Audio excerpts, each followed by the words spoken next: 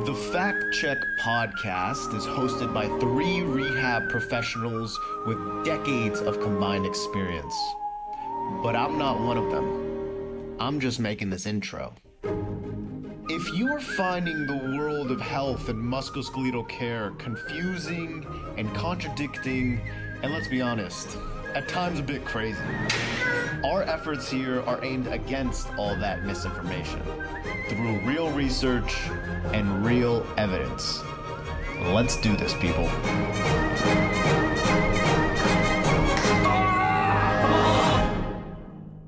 Nothing you hear on this podcast should be considered medical advice. Yeah, that makes sense. Okay, so it's time for me to go on that. So what I want you to do is I like to think that everyone's biased, so it's good to follow sources that are going to break your bias. So I'm going to be devil's advocate and assume, I'm going to try to basically gaslight Mikhaila Peterson, and you're going to be devil's advocate, and I want you to be fair, okay? Let me go on a rant. So I wrote this little piece. So, so Mikhaila Peterson obviously popularized the idea that because many of her problems got better in the carnivore diet, mainly her rheumatoid arthritis and depression, everyone should go on it, what she calls the lion diet. So possible explanation, that's the one we talked about. The carnivore diet actually works. It cures autoimmune diseases in at least some people. I think we've made ground on saying, yeah, that's probably true. I do want to caveat this by saying it's not like because it worked on her, it's necessarily because of the food, even though my bias is, I do think that it is because of that. So there was a 2017 systematic review of 16 prospective cohort studies by Stephanie Shoup-Worrall, which I'll share on my screen. So it's because she had it as a kid. I think she got rheumatoid arthritis when she was like 4 years old or something. So it's how common is juvenile idiopathic arthritis, a systematic review. And it suggested that almost 47% by 10 years following diagnosis, they experience remission from rheumatoid arthritis. So it kind of goes away. It's not like adult rheumatoid arthritis that's going to be there your whole life, at least in most cases. So, And again, the duration of symptoms range from half a year to 17 years in said studies. But again, in general, within 10 years, it was gone. For Mikhaila, it took even longer for her to heal on her website. She says that she was diagnosed at 7 years old and that her symptoms were healed at 23 years of age. This means it took 6 years longer than the average RA patient for her to achieve remission. While I'm more than happy for her, this is like me saying I lost my virginity at 40 years old because of my awesome personality. And then I decided to give out dating courses on how to get laid. Furthermore, a lot of her laundry list of diagnoses are symptoms of different diseases that are often misdiagnosed. For instance, fibromyalgia and chronic fatigue and RA are often mistaken for each other as the symptoms overlap a lot. I don't want to pretend that I know her case, but doctors who get very little time with patients and get that stuff wrong sometimes use different terms or they explain it poorly. And especially in Canada where I think the average visit is 5 minutes. Especially if you're a woman where you tend to be ignored by doctors. I don't have hard data to prove that. I'm fairly certain that data exists. Correct me if I'm wrong. Anyone? I'll happy. Oh yeah, for sure. Black women, it's especially high. We'll ask for our black editor women, to add crazy high. the study on this. Dylan will make you do some research. But yeah, I'll bet my house on this.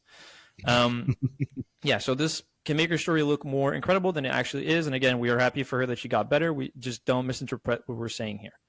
Also, moreover, she said her depression also got better, but the depression often gets better or disappears with time, especially with dramatic changes like solving a chronic pain condition. If I had been sick all my life, I sure as hell would have been depressed, and I would have gotten out of such sickness that almost sure as hell would have helped my depression.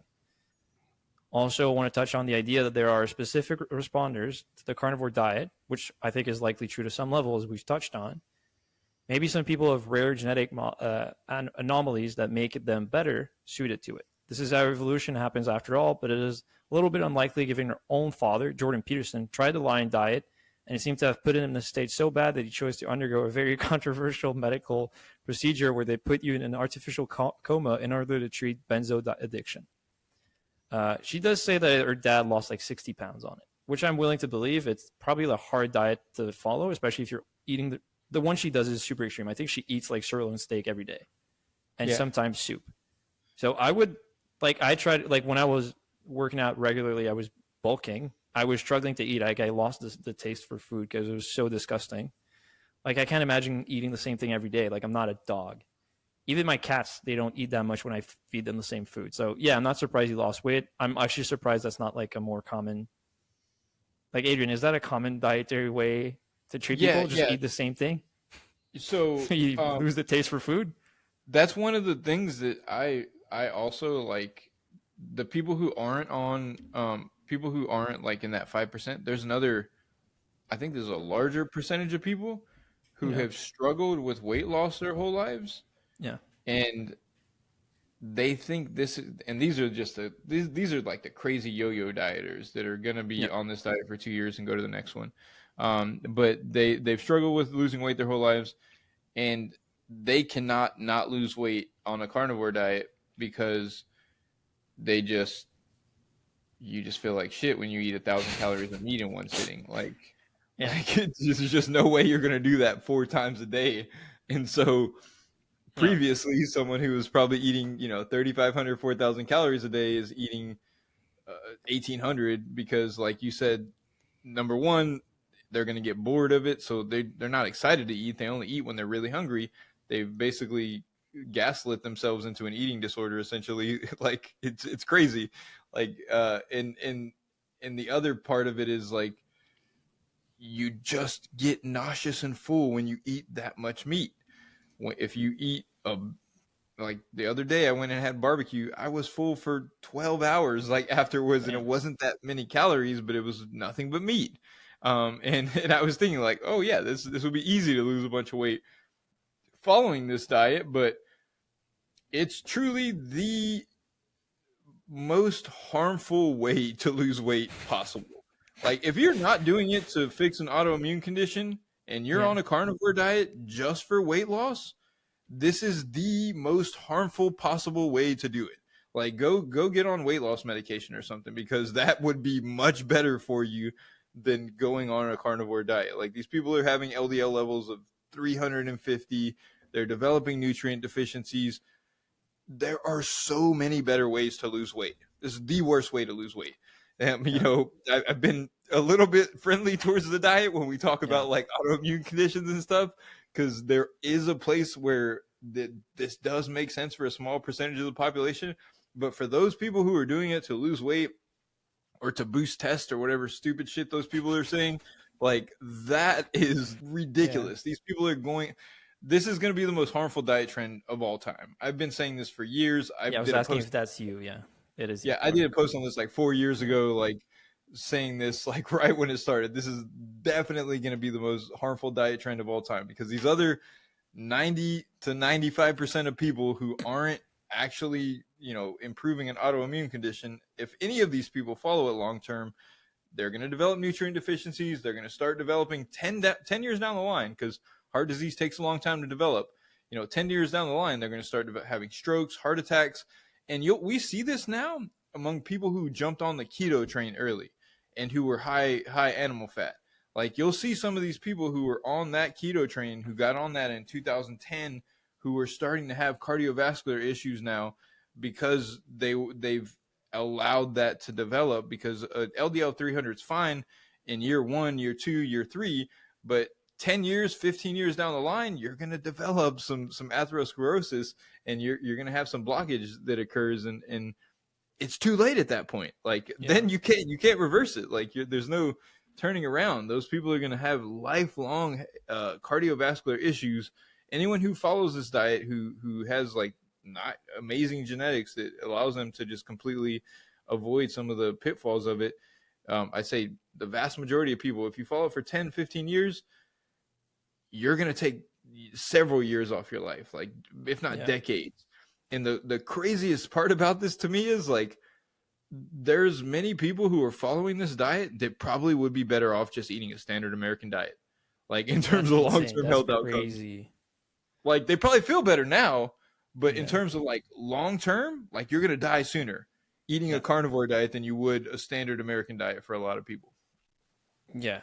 I don't even think the European mind can understand how bad the American diet is. No one can. It's not even that tasty either, which is crazy.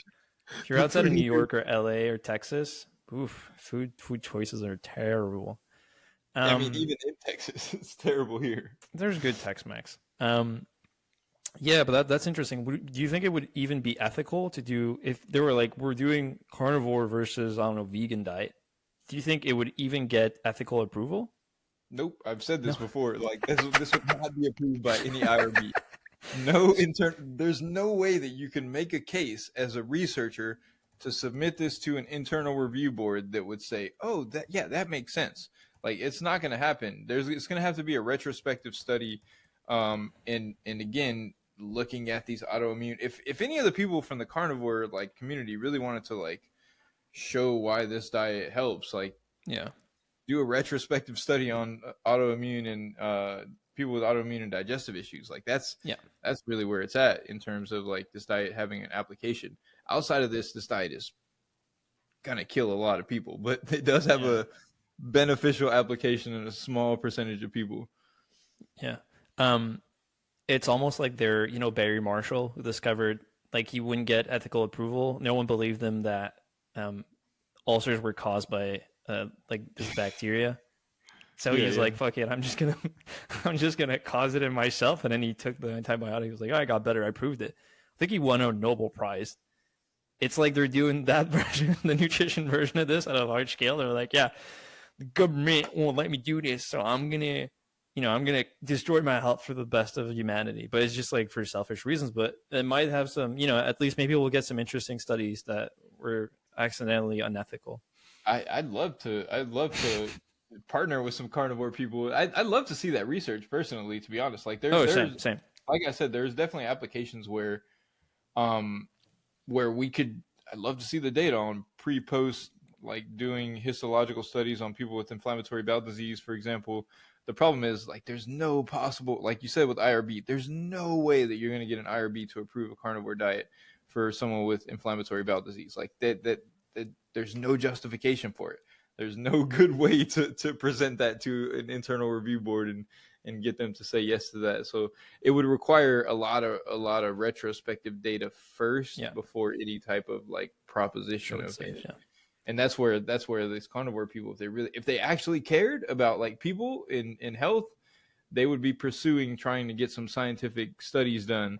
Because I've actually said that to like Saladino and a few of the other people, like, hey, y'all have massive platforms. Like, guarantee y'all could get a study funded. Like, y'all could just crowdfund for, a couple $100,000 would be enough to like run a study. Yeah, I've said this about Brian Johnson. He gets lionized and saluted for conducting all these experiments on himself, but all he's doing. He's not like a patron of science. All he's doing is using existing like preliminary data and just doing an experiment on himself, who's a like very healthy white male who's nearly a billionaire.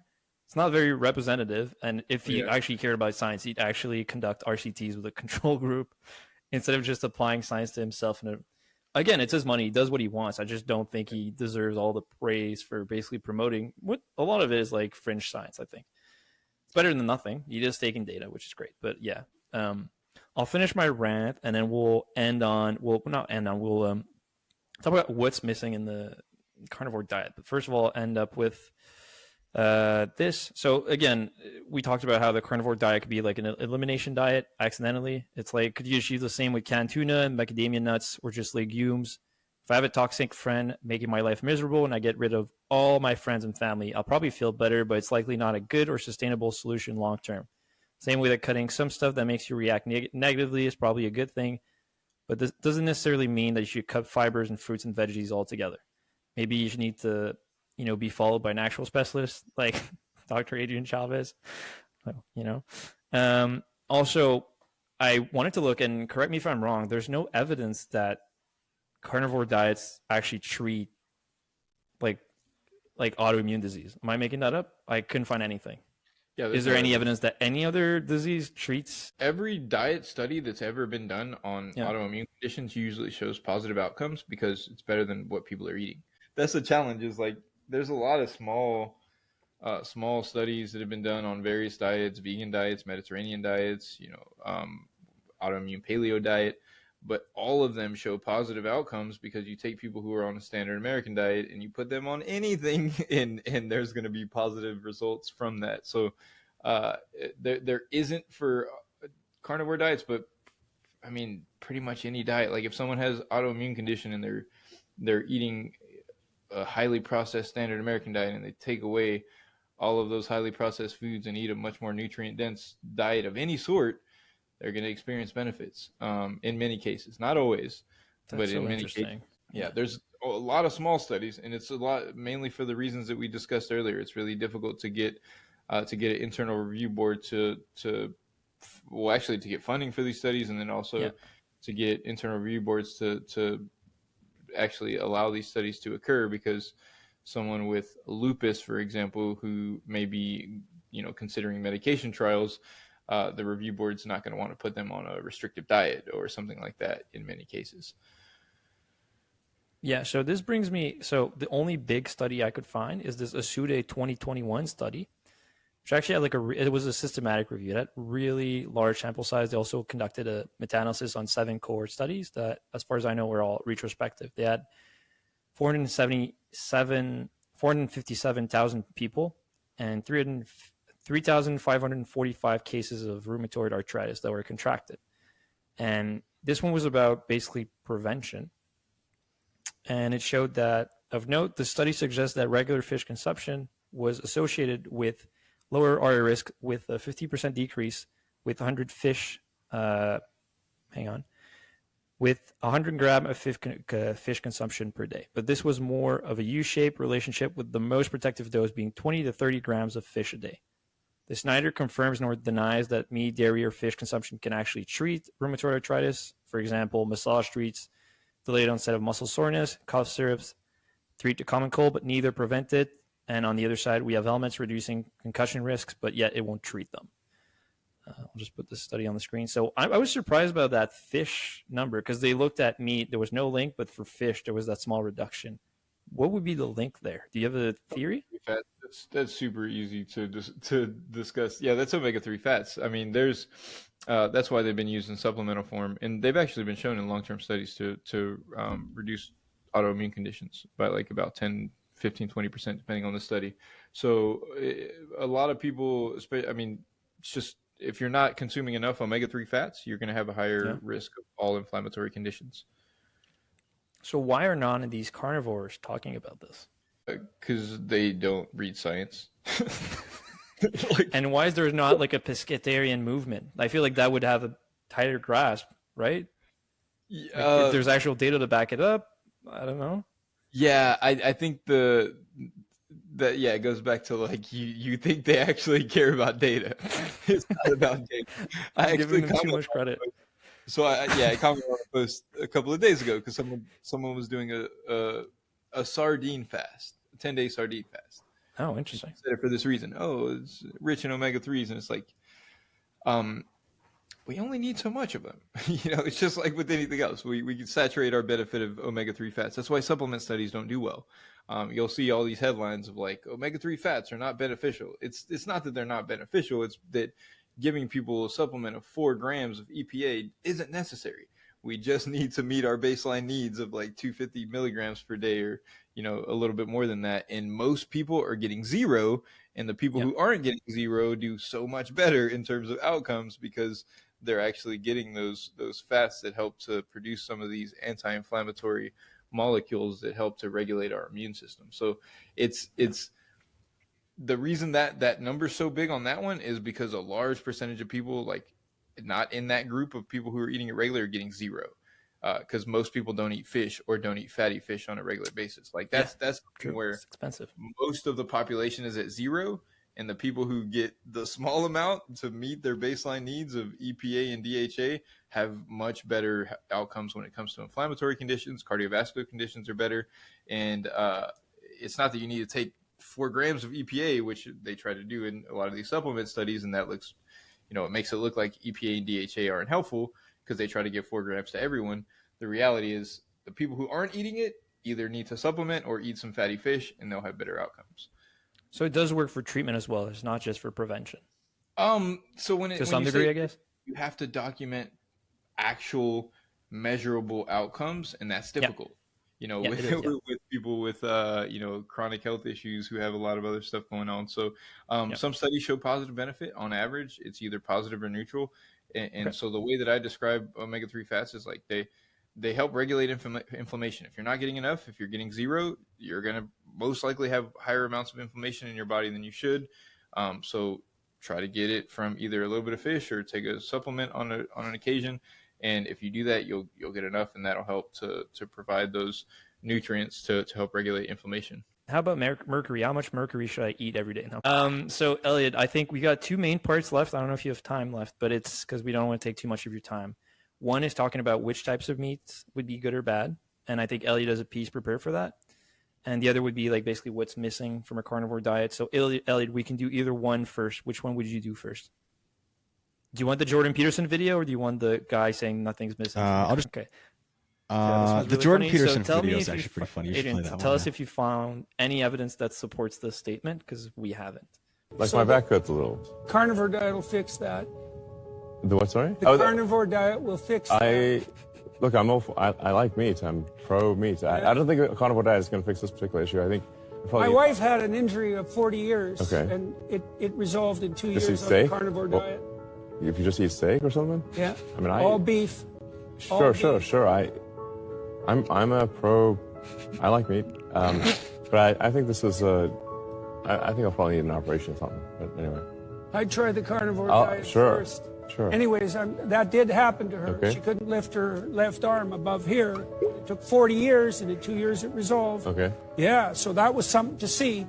It also rejuvenated her physically in a variety of different ways that were quite miraculous to watch. Yeah. And that hasn't stopped. So that's a weird thing, and I would have never believed it if I hadn't seen this, because it's so preposterous. You know what that's like? That's like a guy at the gym, like your local old guy at the gym who's like, when I was your age, I used to bench 405. And you're like, wow, that's cool. And he's like, that's why you need to take testosterone and decadurabolin. And you're like, I think I'm actually okay with like kind of benching where I'm at. And I think if I want to get better, maybe I could just increase the frequency of like how often I bench. And he goes, no, you're doing it all This was wrong. like a leftist These days, nightmare. kids have no spirit. I felt like Okay. that was someone trying to get me to follow a religion that they had Yeah. y'all said earlier, where like, Yeah, for sure. someone who gets saved and that's all they can talk about is Jesus, and they think it's going to fix every problem in the world. That's what Jordan Peterson sounded like when I was listening to him. That's all I could think about. I was like, man, I feel like I'm being like trying to be converted by some He's a some meat missionary. evangelical religious person. Yeah, it's like, hey, what's going on, Jordan? And he's like, have you heard of our Lord and Savior medium rare? Yeah, It that's goes great on the grill. I eat it with my daughter Michaela all the time. Yeah, so sorry, my yearly impression of Jordan Peterson. He went to my school. Fun fact: he went to McGill, got his PhD there, and I have a conspiracy theory. So McGill is a professor emeritus. I think he's called Charles Staley. He was active in politics while Jordan Peterson was in like formative years, and he's basically the most prominent multiculturalism philosophy professor or whatever. So he's the one who invented that law that like basically codifies how you're supposed to live together in society, where we find a middle ground. The famous examples, there's like a part of Montreal that's filled with very, very conservative Jewish, I think Hasidic Jews, and they would walk past the gym and they see women in what they consider skimpy clothing. They'd be like, this offends my religion. And the women were like, well, I have a right to be in this country and do whatever I want. So what they did, they found a middle ground where they did frosted windows. So you wouldn't see it from the outside, but you would see in the inside, you would see outside. So this is kind of like reasonable accommodation. So my conspiracy theory is that Jordan Peterson hates multiculturalism that much because he had a bad experience with that teacher. I have nothing to back this up except the years fit, but that is my, I'm locking that in. That's my conspiracy theory. That's a new segment. Anyway, so Eliud, you had a piece in the document about which types of red meat would be bad, and then I think Dr. Adrian should chime in. I'll let it to you. Oh, hang on. Eliud, your mic is cut off. Hang on. Pause. Do you want to refresh? Yeah. I'll just say Dylan. Good. We have an editor called Dylan, so when we need to edit something, he just comes in and types it up. Yeah. Do you have issues? What platform do you use when you do the podcast? Riverside.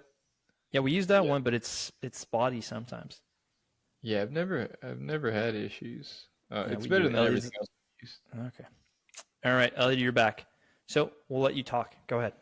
Go, Eliud. Okay. So I think that I want to go over this because I know that this is going to this podcast or the snippets of the podcast is going to bring out some questions. I think the main prevailing question that people are arguing about online right now is whether or not we can actually attenuate the negative health consequences, if any, of eating red meat through the inclusion of vegetables and things of that nature. There seems to be several highly cited studies that show an association with red meat and all-cause mortality. So I'm going to pull up one that's cited all the time, as long as my Riverside works. Hopefully you guys can see this. Yes, we can. You see that? I can actually. All right. So a lot of people always cite this study when it comes to red meat consumption and all-cause mortality. So we see right here. Let's see. This is the most important part, I guess, that we can do kind of in this little one shot. So we estimate that substitutions of 1 serving per day of other foods, including fish, poultry, nuts, legumes, low-fat dairy, and whole grains for 1 serving per day of red meat were associated with a 7% to 19% lower mortality risk. We also estimate that 9.3% of deaths in men and 7.6% of women in our cohorts could be prevented at the end of follow-up if all individuals consumed 0.5 servings of red meat. So less than 0.5 servings of red meat. So, I mean, this is a big study that a lot of people tend to cite when it comes to the all-cause mortality risk with red meat. Adrian, do you think that we could attenuate that if, someone ate a diet that's also concurrently high in vegetables and high in antioxidants? I would say that this is that number is a little bit higher than what's seen in most meta-analyses in terms of mortality risk with red meat consumption. I didn't actually see the specifics on that study, but it's also important to separate red meat types. So like processed meat versus unprocessed meat, and then fattier meats versus lean cuts of meat. Typically, though, when we're just isolating unprocessed red meat, mortality risk, cardiovascular disease risk, like those are under 10%.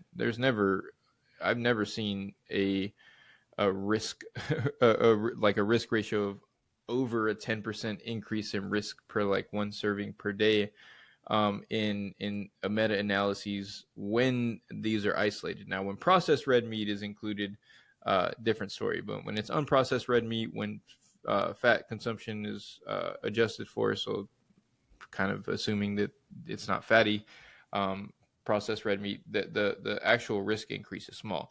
Now, in terms of this study, the difference probably shows a little bit higher numbers because they're looking at substitution analyses. And if you're looking at, like, let's say red meat for legumes, for example, that's usually going to be like a 12 to 15% reduction in risk. So when you say mitigate the risk, I mean, nutrition is a bunch of, there's just a lot of decisions to be made and lots of things to consider.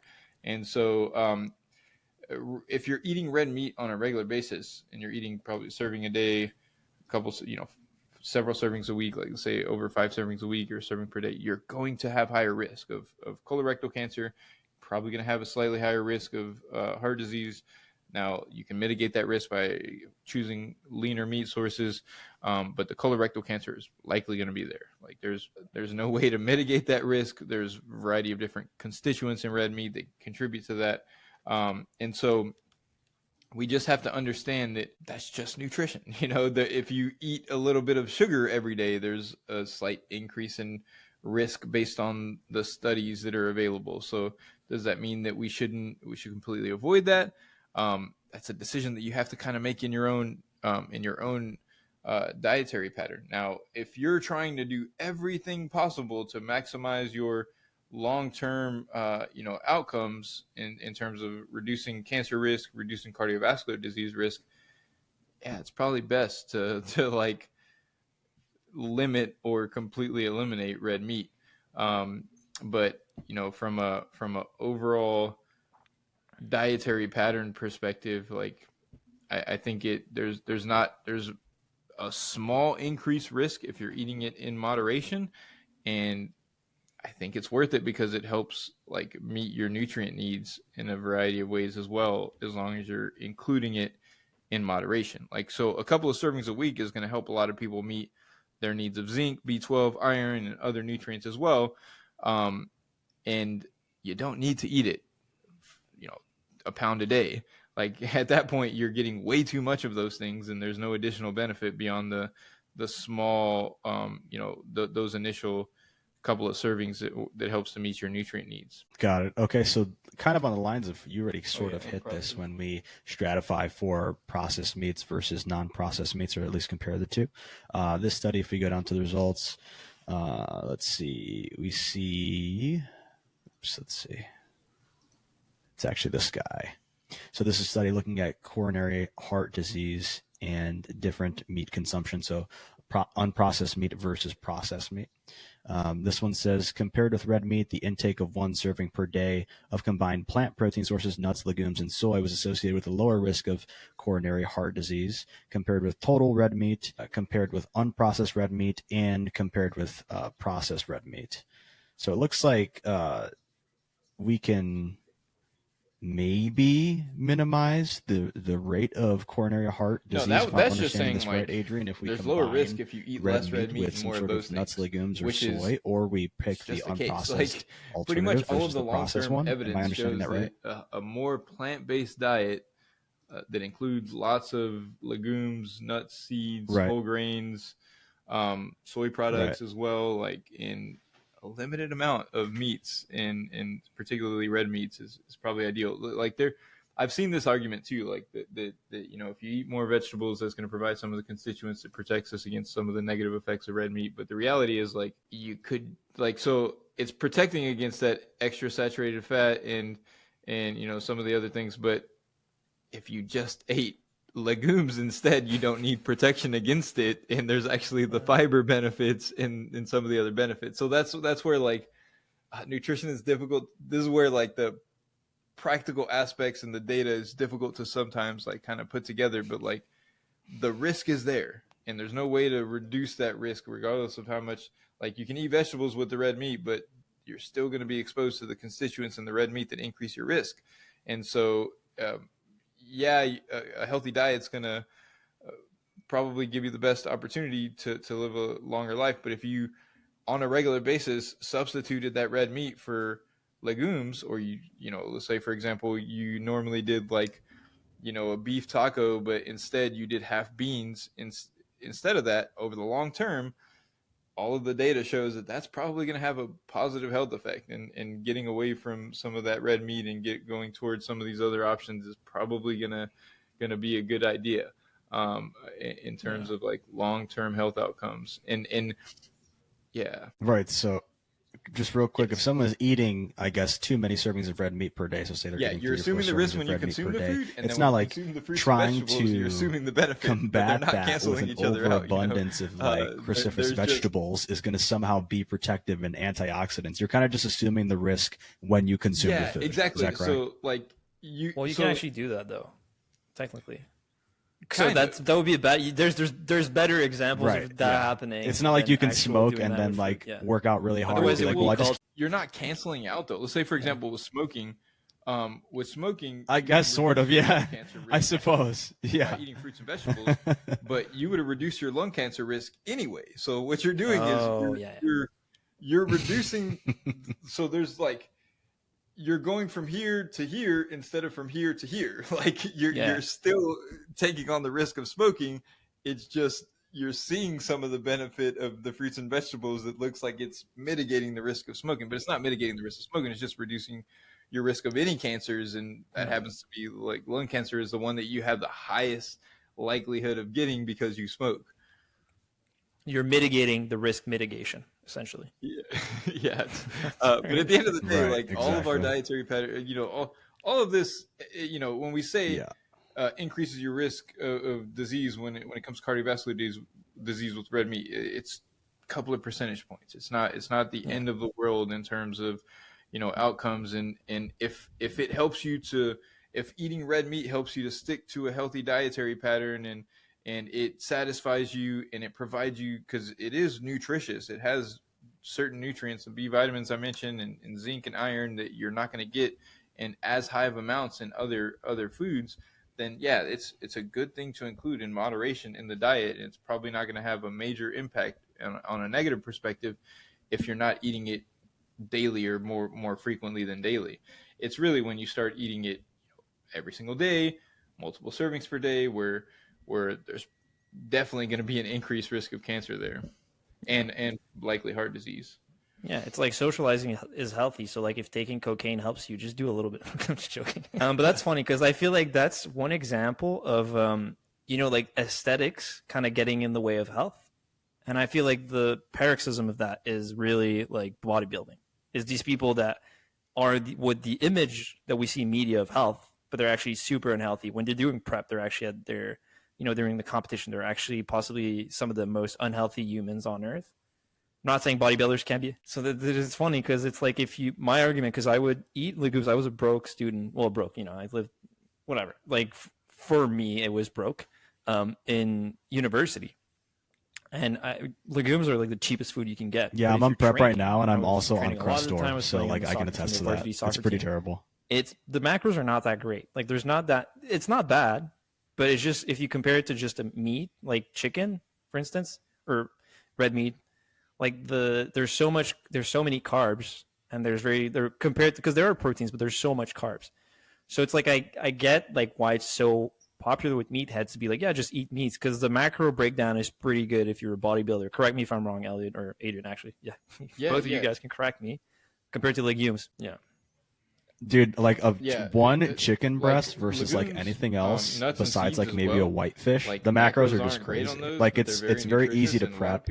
It's very macro friendly. There's a litany of different seasonings that you can utilize to make it hyper palatable or easy enough to eat during a bodybuilding prep. So it makes sense from a practical perspective why people are choosing these foods. So it's hard in the industry for people to talk about both. People are usually either they have health issues and all they care about is health, or they don't have health issues and most people are worried about the way they look. Yeah. So, well, I mean, I think a large percentage of the average population, not body dysmorphia, but body dissatisfaction, to where their primary motivation is not whether or not they're reducing their cardiovascular disease risk by 8%. Over the course of their lifetime. Yeah. And I'll say, they have body dysmorphia like me and consume 3 chickens a day. They're probably health seeking the whole time until they find what maybe works for them. But I feel like a lot of people are so adamant about the carnivore diet being the end all be all, because if you look at veganism, it's probably one of the diets where you need to cook the best and the most. Like, just if you want to make something that tastes like eggs, it's so hard. Whereas you just crack an egg and that's eggs. And then they have all these meat replacement, and then carnivore diet is literally like all these dudes, let's just spell it out. Like a lot of guys that are on carnivore diets are these extreme right-wing dudes who like women belong in the kitchen or whatever. It's like this, any dumbass can put a steak, salt, that's it. So it's like you just went from the most cooking intensive, effort intensive diet to the easiest dumbass like diet. Which again, there might be some benefit in some people, but it's just, you have all that relief of all that pressure removed from cooking steak. And I find that there's a lot of trad wives as well, because they're like, oh, I'm doing good for my kids. But also it's like in the back of their head, there's maybe like, yeah, you don't need to do a 3-course meal that takes like 2 hours. It's just like steak, boom, boom, 5 seconds, 5 minutes every side. Because you couldn't cook in the first place. Like, like what you just said, like, I've had this discussion with multiple friends. I don't talk about this publicly because, like you said, some people can construe it the wrong way. It is a very specific demographic of people who follow a carnivore diet. And when they talk about, oh, this is so good, I'm like, I'm confident that you probably don't know how to cook and you have eaten shitty food your whole life, because there's no way that you could have enjoyed like good food growing up and go that direction. Like, these are people who their parents served them steamed broccoli on their plate as their vegetable growing up, and now that's why they hate vegetables. Like, if they had some curried vegetables, or the vegetables that they had were like, sauteed fajita vegetables with salsa on top, like if someone actually had like these foods prepared in good ways, they wouldn't be so adamant about hating the vegetables. But like, yeah, so like you said, some people, they need to do it for various reasons, but I feel like there's a large percentage of people who they wanted to hate vegetables anyway because they had never eaten them in a way that was prepared well. And again, it is a very particular demographic. Like, they just replaced mommy with the FDA.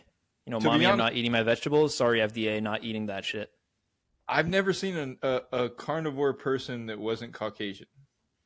except for Yeah, one. I wanted to touch on that, but people accuse me of white racism all the time, so I'm not going there.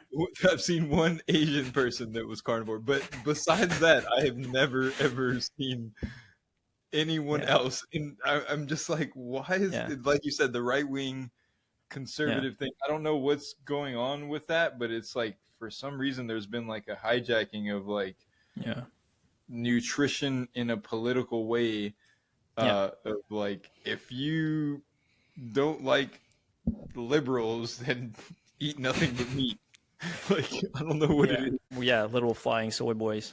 Yeah. It's like they're But just it's funny that you the, mentioned that, because those now that I people think who of fall it, into maybe that the camp only just so happen white to be like people that are hyper famous for susceptible cooking to well any are like the French misinformation. I people. feel like. And I haven't seen And a single eventually, what French my carnivore. theory is that And we're I just do going to hit that part of completely the algorithm, diverge into just, two you know, 'cause separate I speak species French, who evolve but completely I haven't seen a single one independent like, of one another. hello guys, There's going to be like conservatives who evolve today to we be eat like meat. these This is what I cave-dwelling eat as people who an only athlete eat that meat. takes his And then, testosterone like, very liberals are gonna, seriously. like, evolve into Today we these just people eat who the live in steak, cities that are in nothing the else. sky and only Not are that vegans. soy bullshit, okay, guys?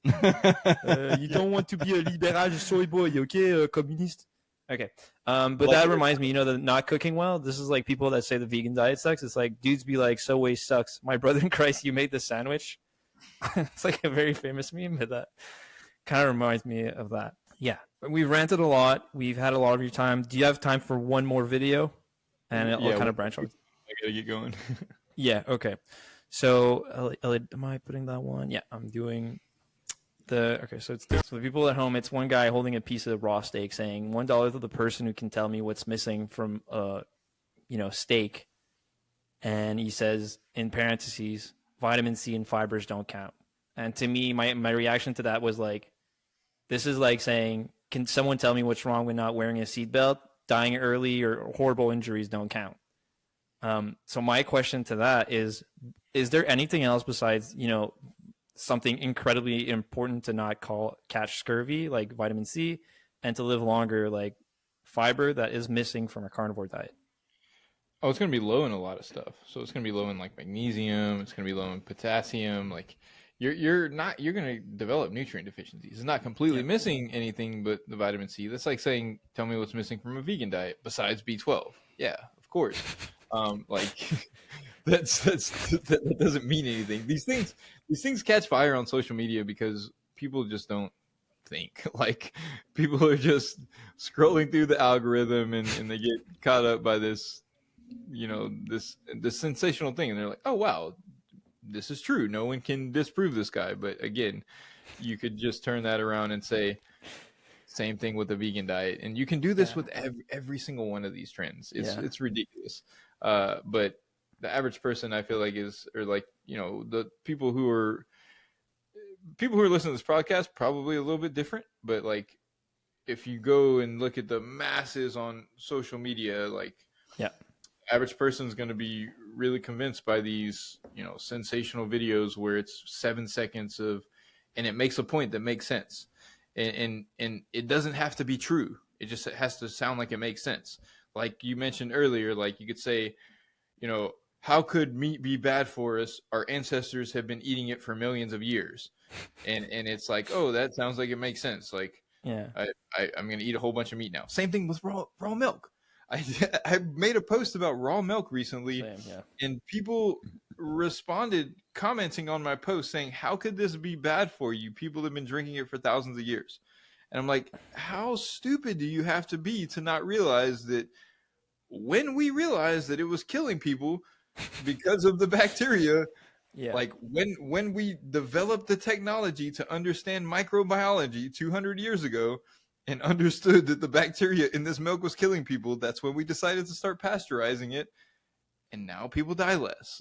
And now this trend is going to cause people to... Yeah, exactly. Oh, shit. The average person, the average social, like not average, but like there's a large swath of people on social media who have been led to believe that like back in the day, which who knows when that was, like our ancestors, like some arbitrary time in the past, that we lived the longest, healthiest, most like extreme vitality, and we were like this, apex species. But wait, why is dying Earth, bad for you? People have been doing it for millions of years. We were like dying of illness and barely living to 40 on average. Some people might have made it to 50 and 60, but that was rare. And like people don't realize that, like, that there's a narrative on social media that around this, that we used to be in this great level of health, when this isn't even true. Like, even heart disease, like, a lot of people think that heart disease has increased. We have heart disease rates that are 1/3 the rate they were in the 1950s. Like, yeah, that's because we know what cholesterol is now, and we've learned what blood pressure and cholesterol and these things are, and we can treat them. And so heart disease rates have gone down 1/3 by 66%, but we live longer. So you know more people that have heart disease. So now you know more people that have heart disease, and have developed, had cardiac arrest and had heart attacks and things like that. But it's because we live longer and we aren't dying of other things. Yeah. And we talked about why people being really prone to liking the carnivore diet compared to maybe other ethnicities in our experience. I think it kind of touches on the subject of like privilege. It's just people in Western countries who are white, they have the luxury of forgetting, like they have access to healthcare, and they have maybe cleaner versions that are in third world countries of the risky foods. So it's like, of course they have that luxury because they kind of forgot about the hardship. And that always makes me laugh. Cause like, let's say like the polio vaccine, like a lot of people generally rich do not like the polio vaccine for some reason in the States. And it's just, my grandpa's 103, like, and he's like, yeah, I went to school, and like some summers would be like, oh, I wonder who's not going to come to school because they died of polio during the summer. And then these people are like, that's a myth, whatever. They made it up. It's like, I don't think the government was conducting a psyop in rural Quebec, like 1920. So yeah, and I don't know, my grandpa, he's 103, but almost died of like pneumonia, and it's just like all these people that are like skeptical of like bacteria virus. It's just, again, I think it's like it's a resounding name of like, it's just privilege. And again, I did a post on raw milk as well, and I think I cited it, but it's like over, I think 100 times more risky than actual pasteurized milk. And a lot of people that were saying like that I was wrong were almost all white people. And then the people that were like, yeah, raw milk makes you like horribly sick. If I have the choice, I choose like pasteurized, were all people from like India, like countries where it is hard to actually get pasteurized milk, where it's more expensive or something. Whereas here it's more expensive, and then people, they take the risk for no specific reason. It seems it's like to own the libs or something. I don't know. I think I've seen it. Yeah, that's crazy. My dad almost died doing that. Essentially, he went in the desert. He had his visa was going to expire, so he was like, I can't come back because you can't get the visa twice or something. So he had to stay. He's at a bigness meeting in so he stayed for like 6 months in India and decided to do a tour of the desert on a motorcycle. It's pretty funny. He's on the news. He's like, it's like 40 Indian guys and just my dad. He's like, huh, what's going on? And he came back. He almost died of dengue fever, like almost pretty bad. There's a guy on TikTok who is so I think privileged. like all He's these this dumb white things guy. that He goes to rich white India and people his do. I kind of challenge learned is from my dad. It's like, eating that's street actually food super until dumb. he I'm not gets gonna do that. violently ill. So I I don't know guess if you've seen thanks it. to my It's like dad the for like it's like showing the me ultimate version of what not to exactly do what in you're some talking ways. about. He's the epitome of that. Yeah, what up, Dad? Pretty insane. It's that idea of like first world problems. It's like when you don't actually have the real problems, you start to create some. And like there's a large swath of influencers who created the problem that, the pasteurization of milk is harming people, like, which is like really the opposite of reality. Yeah, whatever vitamins are to nutrition, ice baths are that to struggle for white people. It's like struggling in a capsule. I make it hard so I can get better at having hardships. And it's like, just live your life, bro. Yeah, but you're creating them. Yeah. Shout out to dads. Yeah. Anyways, I think we've had this conversation's been going on for almost 2 hours. Is there anything you want to talk about before we give you your pluggables and all that? No, I think we covered it. We've sufficiently discussed all of the different angles of this diet, I think. Yeah, this was a terrific conversation. We're glad we have you again, but maybe not for that long because we feel super bad. We'll probably split this into 2 episodes. So this was the fact check. Where can we find you, Dr. Adrian Chavez? True. So I mentioned I run a podcast. It's called the Nutrition Science Podcast. So I'd highly recommend checking that out. It's like fighting your demons in the gym. You know what I mean? It's like, dude, you're fighting you're not fighting your demons in the gym, dude. Go to therapy. And kind of go into detail. So I have an episode all about the carnivore diet and all of the stuff we discussed today. And then my Instagram, it's at Dr. period Dr. and then Adrian. If you type in Dr. Adrian Chavez, you can probably spell that wrong. If you like Google that or find that on Instagram, you'll find it somewhere. So I'd highly recommend checking that out as well. Those are the two main places that I'd recommend. Yeah. If someone wants to work with you, is that through Instagram that it would happen? Yeah, you can find a link through there. I take on a very limited number of clients. I mostly do teaching and other endeavors at this point, but I do take on a very small percentage, small amount of clients. It has to be someone who's typically gone through some stuff before, and then they really need some help that I don't feel like I feel good referring to them to someone else. But typically, in most cases, I'll refer people to other practitioners who I feel like can help them. Okay. And is there anything you're working on that you want to plug that's coming? Or the main thing, I have a course called Nutrition Mastery Blueprint, and it kind of goes over some of the stuff we talked about today. But basically, like, in my opinion, we just need like an instruction manual. Like with nutrition, it's not that complicated. Like we need protein and macronutrients and certain amount of calories and vitamins and minerals, and we need to be aware of the things that can potentially have a negative effect on our health, like saturated fat and sugars and things like that.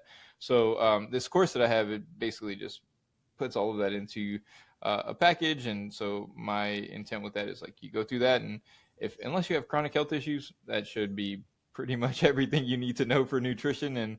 And I don't want people I want people to learn from me and then not follow me and do all this stuff forever. Like my goal is not to have a whole bunch of followers. Like I want to teach people about nutrition and then go live your life, because you shouldn't have to revolve your life around this subject.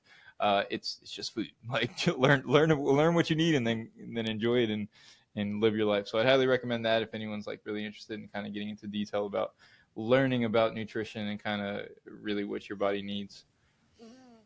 Yeah, I'm gonna encourage patients to do that.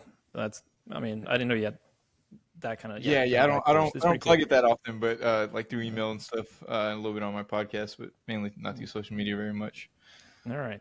Eliud, where can people find you? I'm Alexis Leveillé. I'm at Nobullshitphysio on all platforms except Twitter. I think I'm Alexis M. Leveillé. You probably can't spell that, but whatever. Just look up Nobullshitphysio. Again, this was the Fact Check podcast. We'll see you guys next week. Thanks again for coming, Doctor, and bye, guys. Yeah. Hey, beautiful people. If you enjoy the podcast, please leave us a 5-star review. It really helps, and these conversations take a long time to prepare for. So anything that helps, we really appreciate. You have a good one. See you next week.